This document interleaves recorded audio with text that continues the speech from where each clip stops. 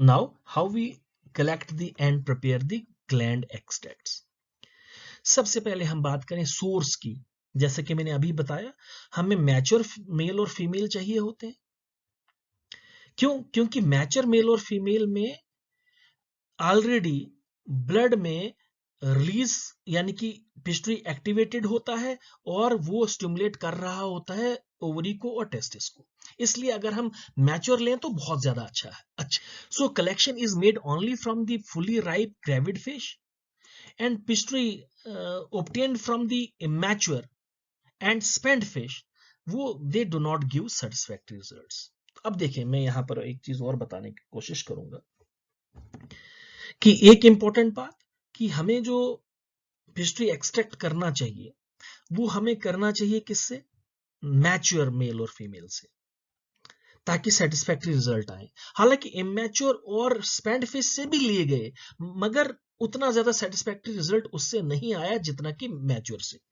And suitable periods for collection of glands for major calves are from May to July. तो अब जैसा कि मैंने आपको कहा कि कार्प्स के केस में जो मॉनसून सीजन है तो वो ब्रीडिंग सीजन है और उससे पहले मैच्योरिटी हो चुकी होती है। मैच्योरिटी किन महीनों में शुरू हो जाती है? मई से लेकर जुलाई तक। तो इसलिए हमें इसी महीनों में हमें मछली जो है वो लेनी चाहिए, मैच्योर फिश लेनी चाहिए, जिससे हम लोग पिट्यूटरी एक्सट्रैक्ट कर सकें।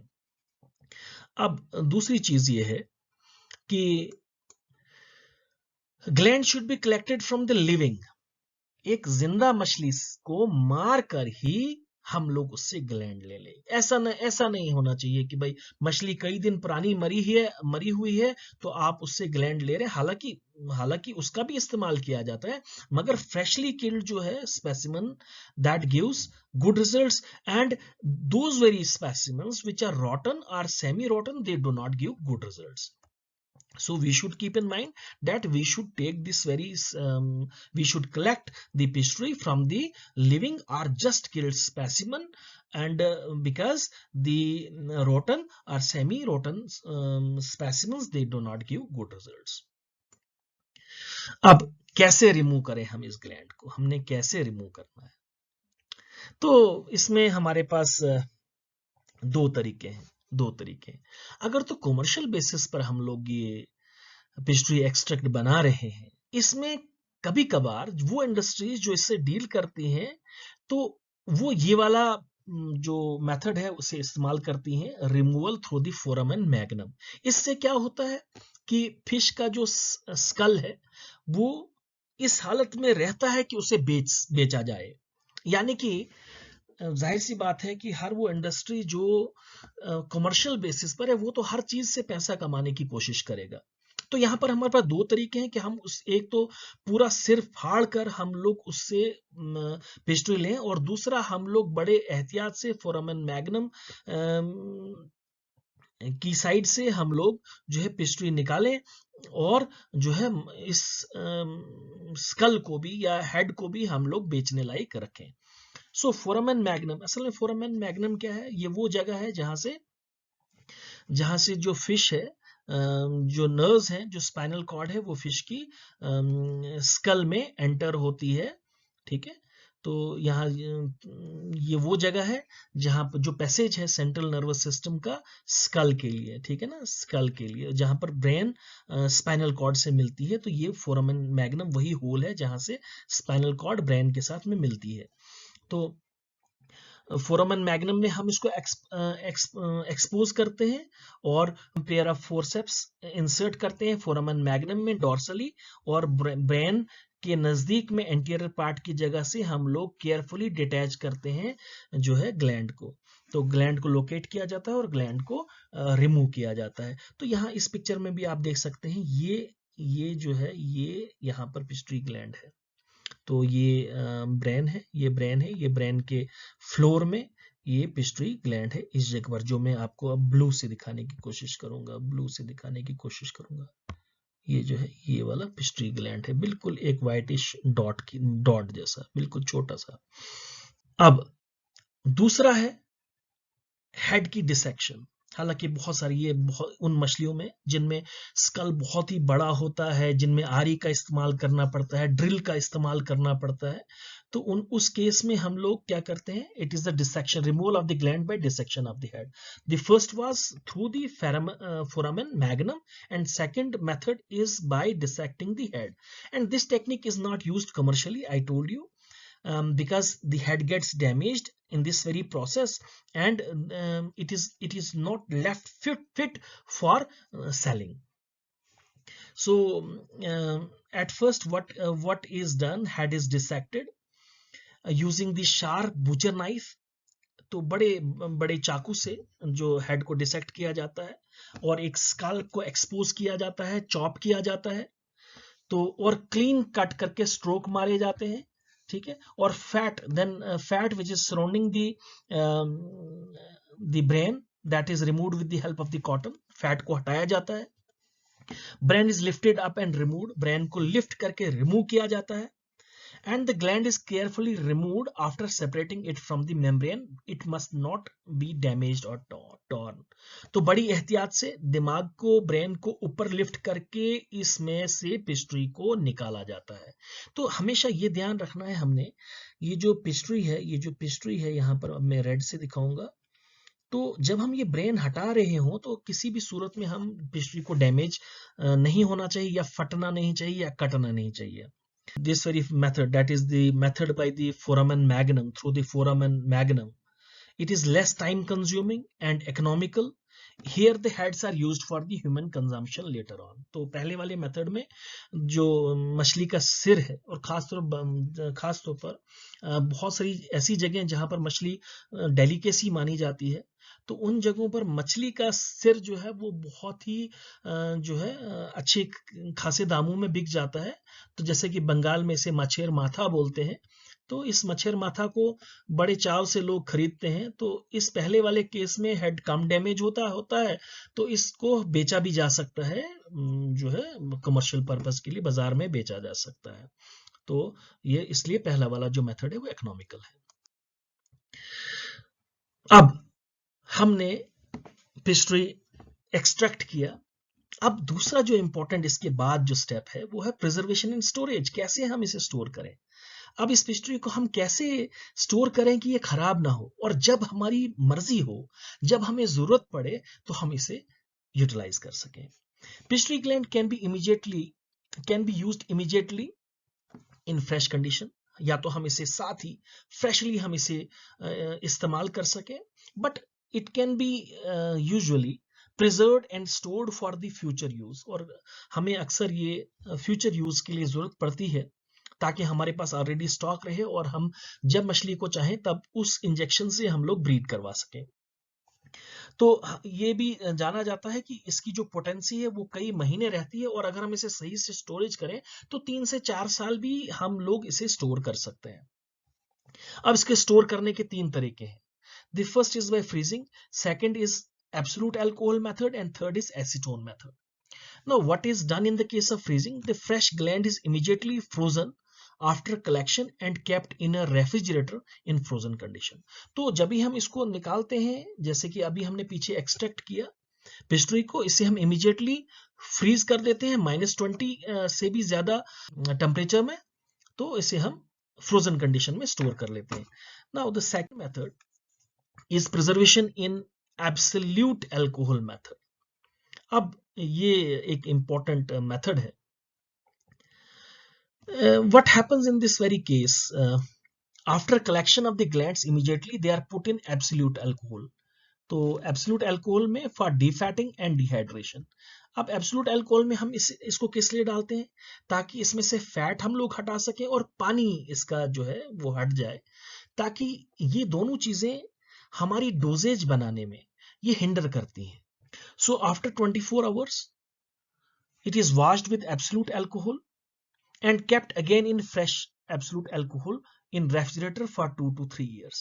तो हम क्या करते हैं, इसे एब्सोल्यूट अल्कोहल में डीफैटिंग और डिहाइड्रेशन के लिए रखते हैं, और फिर हम उसे 24 आवर्स के बाद वॉश करके फिर से हम इसे एब्सोल्यूट अल्कोहल में ही स्टोर करते हैं, और जिसकी पोटेंसी लगभग 2 से 3 साल तक हम इसे इस्तेमाल कर सकते हैं। और रूम टेम्परेचर पर अगर हमने रखना हो तो हम सिर्फ इसे 1 साल इसका शेल्फ लाइफ है, तो 1 साल के अंदर अंदर हमें इसे इसका इस्तेमाल करना चाहिए। तो ये था एब्सोल्यूट अल्कोहल मेथड।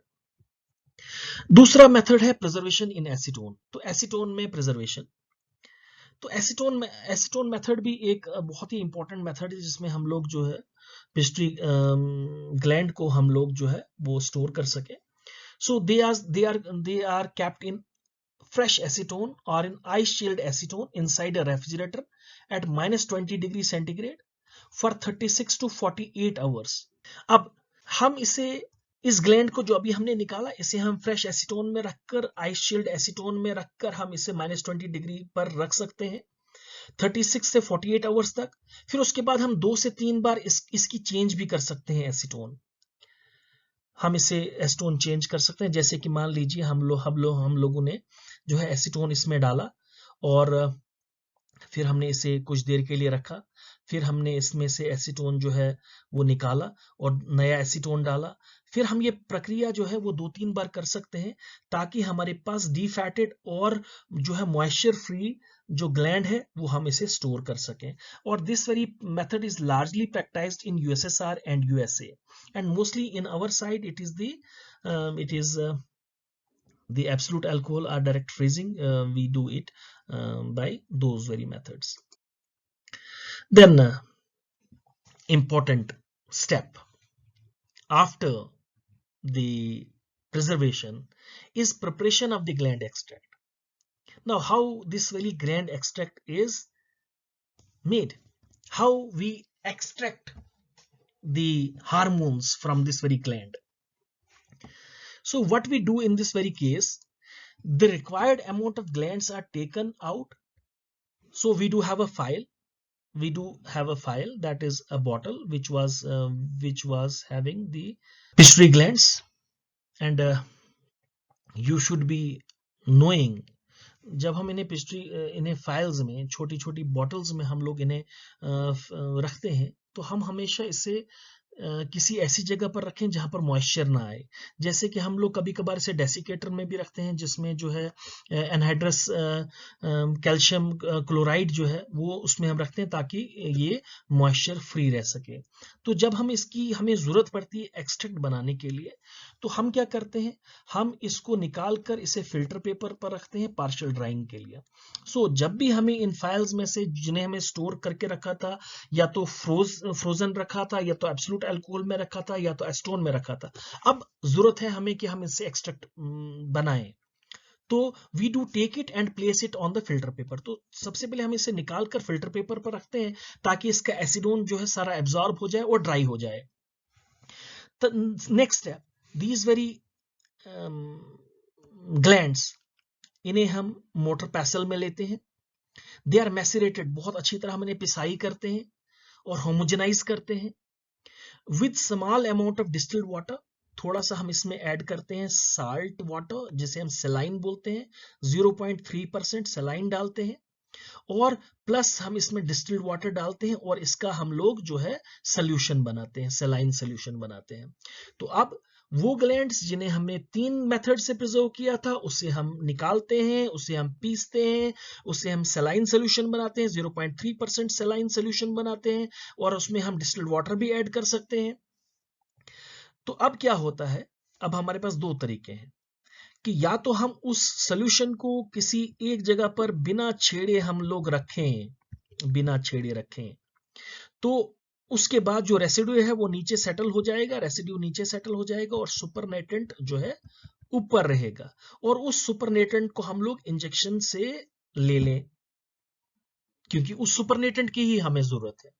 तो दूसरा तरीका है सेंट्रीफ्यूगेशन। यहां पर ये जो मैनुअल सेंट्रीफ्यूज है, आज तो हमारे पास इलेक्ट्रॉनिक सेंट्रीफ्यूज है, जिनमें हम लोग उन वायल्स को रखते हैं और सेंट्रीफ्यूज करते हैं, जिससे रेसिड्यू सेटल हो जाता है और सुपरनेटेंट ऊपर आ जाता है, और सुपरनेटेंट हम लोग इस्तेमाल करते हैं। ठीक है, तो many times distilled water is added to homogenise the glands, तो अभी हमने बात की कि हम डिस्टिल वाटर का इस्तेमाल करते हैं, हम लोग जो है सलाइन सोल्यूशन बनाते हैं, और कभी कभार हम लोग क्या करते हैं, हम लोग इसे ग्लिसरीन में भी स्टोर कर सकते हैं, मगर डबल दी वॉल्यूम, यानी कि 1:2 के रेशो में हम लोग ग्लिसरीन का भी इस्तेमाल कर सकते हैं और इसे रेफ्रिजरेटर में स्टोर कर सकते हैं। तो ये तरीका है हमारे पास। हालांकि और भी तरीके हैं हम लोग इसको प्रिजर्व करने के। हम लोग इसे ग्लिसरीन में स्टोर कर सकते हैं, हम लोग इसे प्रोपेन में स्टोर कर सकते हैं, हम लोग इसे ग्लिसरीन में हम लोग इसे प्रोपेन में स्टोर कर सकते हैं, हम लोग इसे टीसीए में, ट्राइक्लोरो एसिटिक एसिड में, यानी कि टीसीए ट्राइक्लोरो एसिटिक एसिड में भी हम लोग इसे स्टोर कर सकते हैं फर्दर यूज के लिए। अब आपका इंजेक्शन तैयार है। अब इस इंजेक्शन को आपने इंजेक्ट करना है रेसिपिएंट में।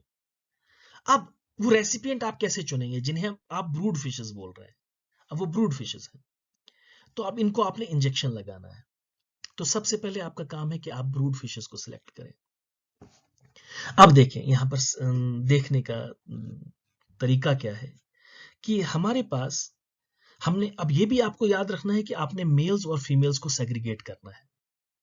मेल्स को अलग रखेंगे और फीमेल्स को अलग रखेंगे। पहले पहचान लीजिए कि आपने किन मेल्स को इंजेक्शन देना है, उनको आप फिर सिलेक्ट करें और अलग से रखें। Mature males, it is distinguished by roughness on the dorsal surface. अब मैच्योर की बात करें कि dorsal surface of the pectoral fin, अगर हम पेक्टोरल फिन की बात करें तो जब आप इसको हाथ से पकड़कर थोड़ा सा इसे आप थोड़ा सा ऐसे ऐसे करके टेस्ट करेंगे तो आपको ये रफ लगेगी। जो डॉर्सल सरफेस है पेक्टोरल फिन की वो रफ लगेगी। और जब यही आप फीमेल के केस में, ये जो है ये मेल है और ये जो है ये फीमेल है, तो मेल के केस में पेक्टोरल फिन रफ लगेगी और फीमेल के केस में पेक्टोरल फिन जो है वो स्मूथ है।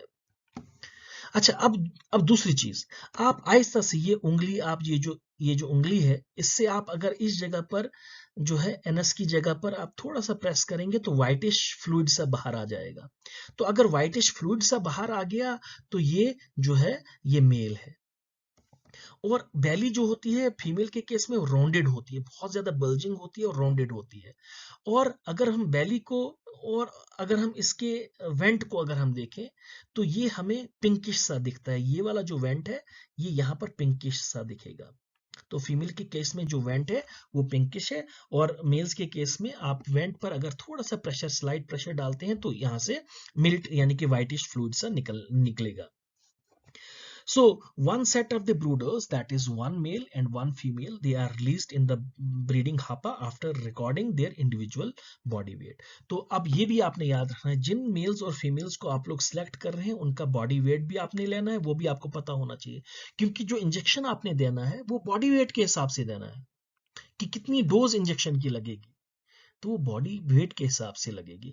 इसलिए आप सबसे पहले पहचानिए मेल कौन है, फीमेल कौन है, जो कि मैंने आपको तरीके बता दिए। अगर पेक्टोरल फिन रफ है तो मेल है, अगर पेक्टोरल फिन स्मूथ है तो फीमेल है, अगर उंगली लगाने पर, वेंट की जगह पर उंगली लगाने पर व्हाइटिश फ्लूइड बाहर आता है तो मेल है, और अगर वेंट जो है पिंकिश कलर का है तो वो फीमेल है।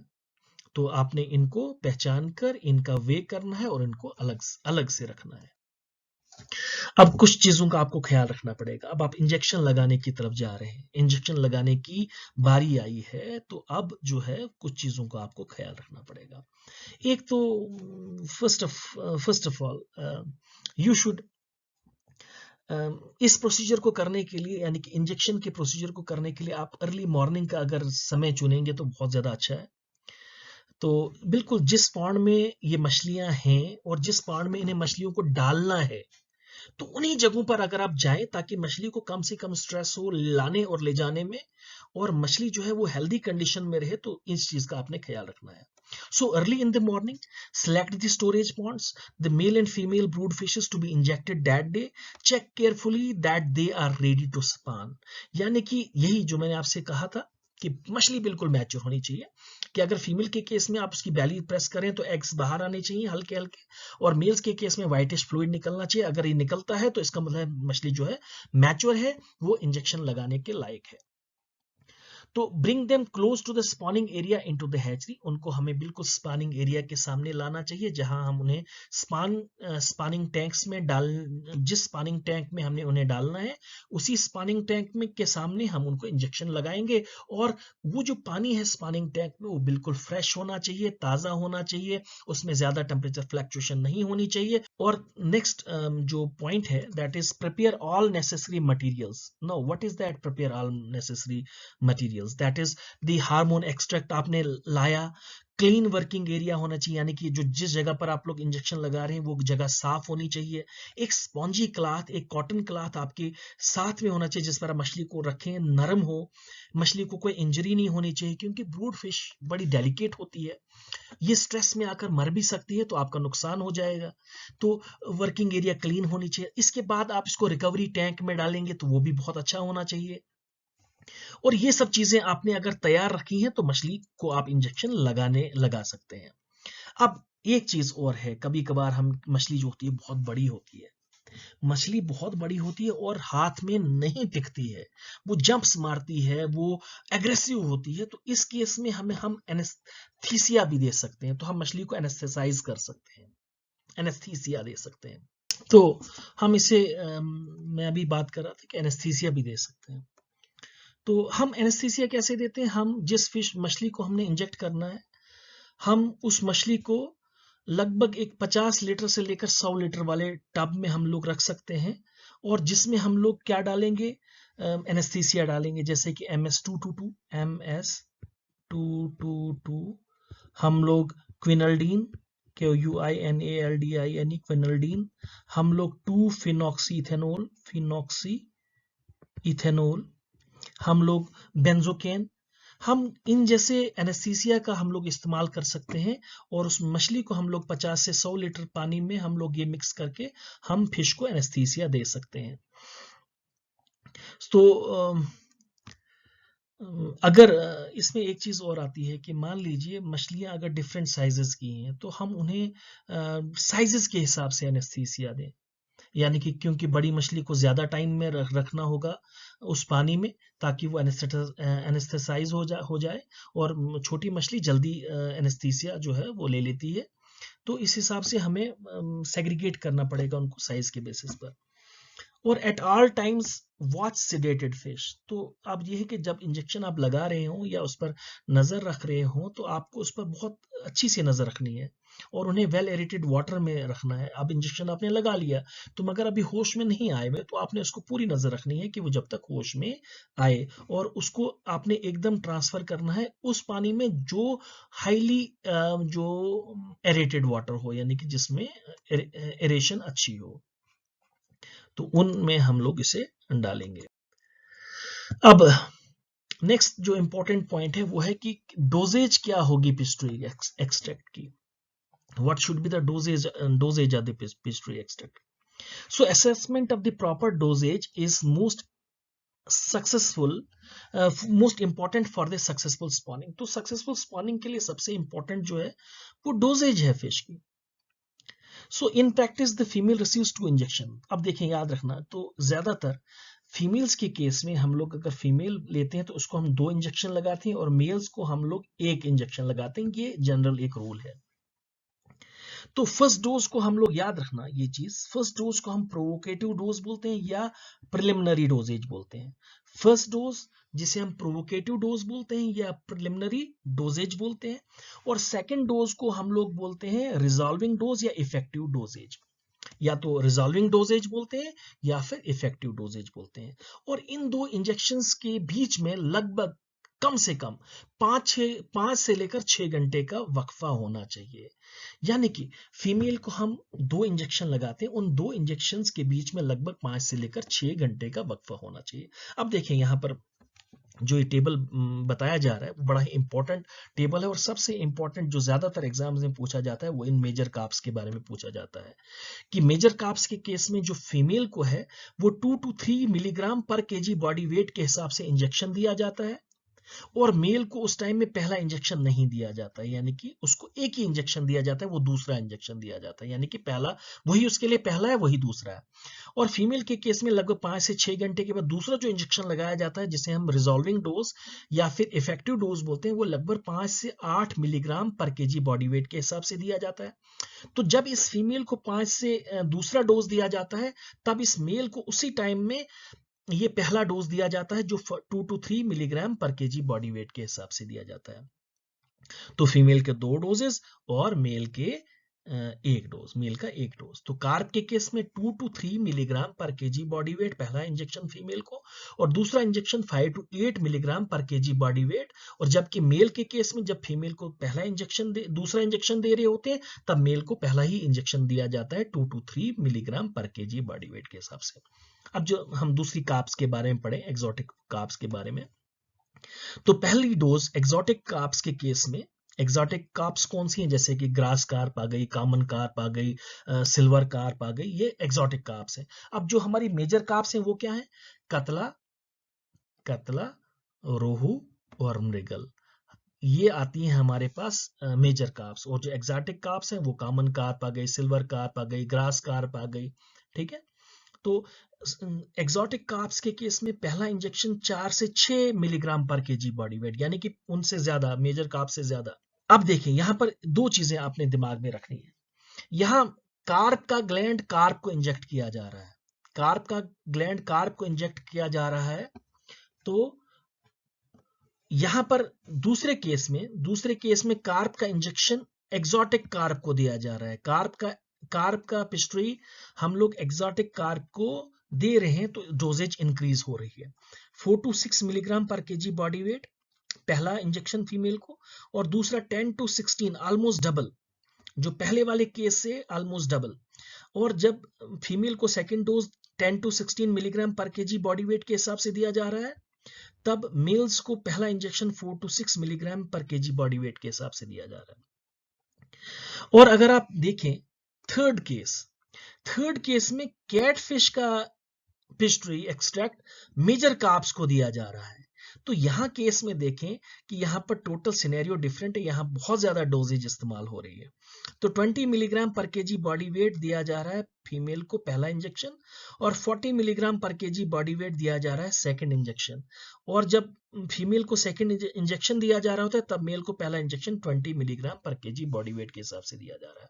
मगर जो सबसे फेवरेबल, जो सबसे अच्छा जो रिजल्ट्स हैं, वो है जब अपने ही स्पीशी का जो पिस्ट्री है, अपनी स्पीशी, रिलेटेड स्पीशीज को इंजेक्ट किया जाए, तो वो रिजल्ट जो होता है वो बहुत अच्छा आता है।